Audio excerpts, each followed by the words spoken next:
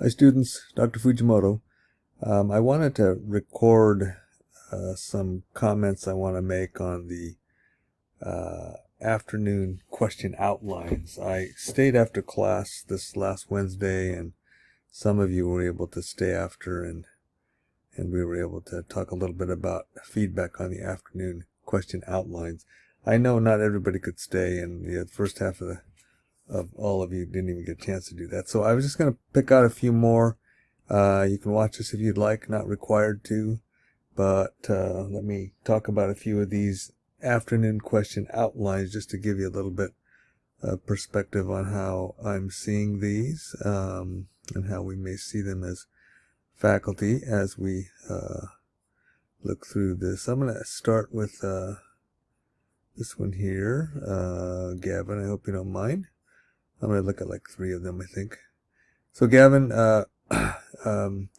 wrote on this question: as an educational leader in student affairs and higher education, discuss how your educational leadership philosophy will guide your selection of work environment and execution of student affairs work responsibilities and tasks in serving a diverse student population. What evidence will there be of your commitment to your professional values and your use of the critical documents of the profession in serving the college community?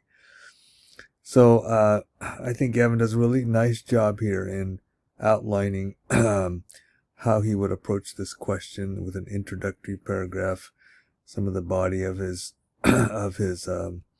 writing, and then a concluding paragraph. It probably isn't literal here, but obviously there's probably going to be more than 1, 2, 3, 4 paragraphs in his response. So I would even do it by sections, introductory section, section 1, section 2, section 3, something like that. But you can see, starting the way that Gavin did here, brief description of who I am, including what my professional values are and why they're important to me. It's a really good way to start a question like this for the afternoon. Then talk about his leadership philosophy, provide some background on how it's developed and shifted over time. State what's covered in the remainder of the response, how it'll be organized. So this is always a good idea too. State what will be covered in the remainder of the response. It's a good way for the reader to say, okay, this is what's coming, right? So it's a really good example of an introductory paragraph that can be very effective, I think. Then this paper would go into how my philosophy will guide my selection, overview of different types of institutions and functional areas. It uses this opportunity to talk about different types of institutions, and then how his philosophy will best serve the university and the functional area, which is a good way, and then an integration of that. So nice job here, I think, and how my philosophy will guide my execution of student affairs work in paragraph 2. Still with that theme of his own philosophy, which I think is good. Integration of leadership theories and analysis of how these can support my philosophy. Connection to how my ability to apply my philosophy. I think this is really good because it's a way, and you remember in our conversation earlier, where self-awareness and point of view is 20 points of this afternoon question. It doesn't show up in the morning one, but in the afternoon it's a big piece. So he's when you talk about your philosophy and your point of view on these things, then I think it's really helpful. Philosophy guide and ability to serve a diverse student population, very good. And then and then in the concluding paragraph, reiterate the philosophy and how it will guide him towards selecting a work environment in which I will succeed. And so I think this is a good example. And so I wanted to highlight this one. Let's see, I'm going to share another one with you. Let me see. I thought, wait a second, I can find it here. I thought Deborah had an interesting question. I think this is one that I believe he wrote himself. I'm not sure. Last year, we've seen the nation become confronted with systemic racism against people of color and black people with the murder of George Floyd and other black people by the hands of police. Students have become more active in civic engagement, activism, and protesting against injustice. As a student affairs professional, how would you support students in their protests against their racist institutions while also maintaining professionalism as an employee in the institution? It's a really good question, an important question that I think many of you do and will continue to grapple with this question about as a representative of the institution, but also wanting to having your own views about that and the views of the students, and how do you kind of reach some kind of balance in that if that's your goal. How would you address issues of injustice to other student groups who may not understand the hurt and pain of black students? Would you allow a counter protest to take place on campus? Really good questions, I think.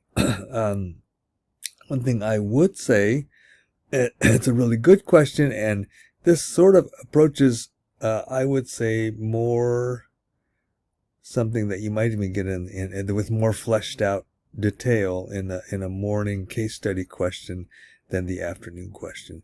If we were going to ask a question like this in the afternoon, probably it would be briefer, give you a chance to really explore your own identity and how it relates to the things that I think is being asked in this question. So, in any case, intro, role of student affairs professionals have in a bridge between institution and students. I think a good way to start a question, response to this, discuss the different movements of student activism during critical times in our nation's history. It's an interesting way to bring in, I think, the historical piece as well, so to show that you know something about that history and the context of what's happening today, which is good.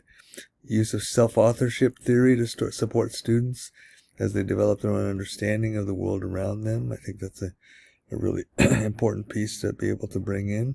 Complex language institutions might use when it comes to protesting on campus. Deciphering of that, I'm not exactly sure what is meant there, but I think language is key. Consequences that might occur. Actively listening to students, providing them space, depending on identities, corresponding development theory to help them. Helm's white racial identity development. We can regulate the time, place, and manner of protests and demonstrations. Conclusion, reinforcing the need for students to feel supported in their activism and civic engagement, and how institutions cannot impede on their freedom of speech. Draw on my own personal connections to activism and being a black professional in higher ed. This is a really important piece to draw on, and you'll notice in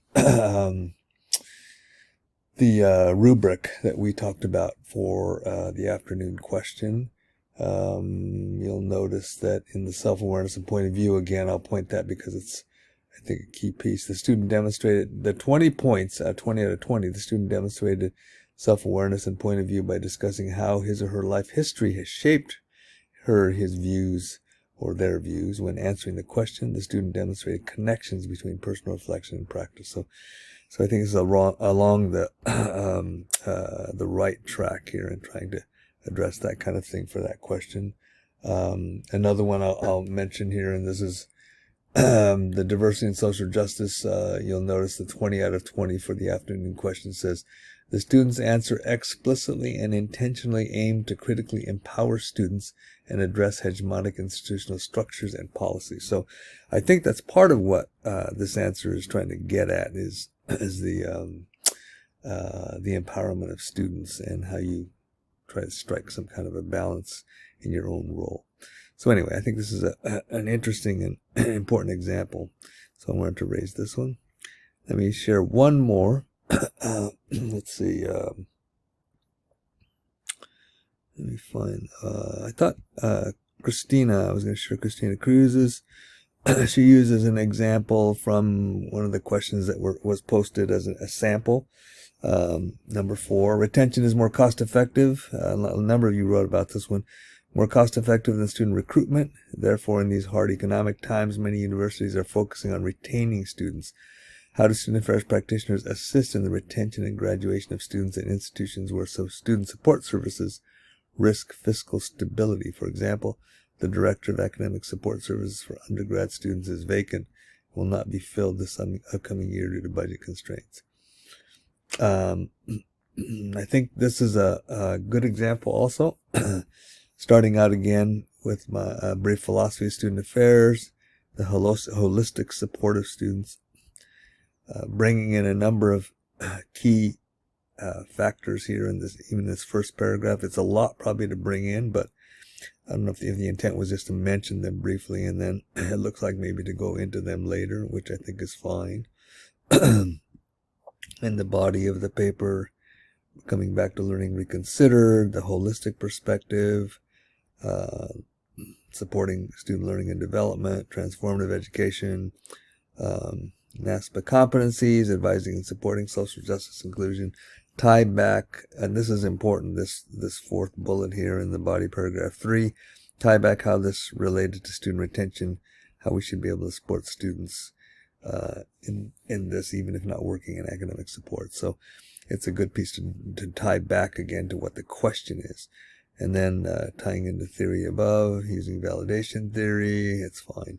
And then coming back to philosophy and holistic supporting the students. So obviously a lot that needs to fill in here, but I think it's along the right idea of how you might try to structure a response like this.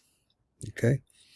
All right. So I'm going to stop at this point and invite you to think about this in your own responses and talk to each other about it. And if you have questions, and you can email me, you can talk about it when we have a chance in class as well, or after class. So, okay. Hope all is well and hope that was helpful. Talk to you soon. Bye.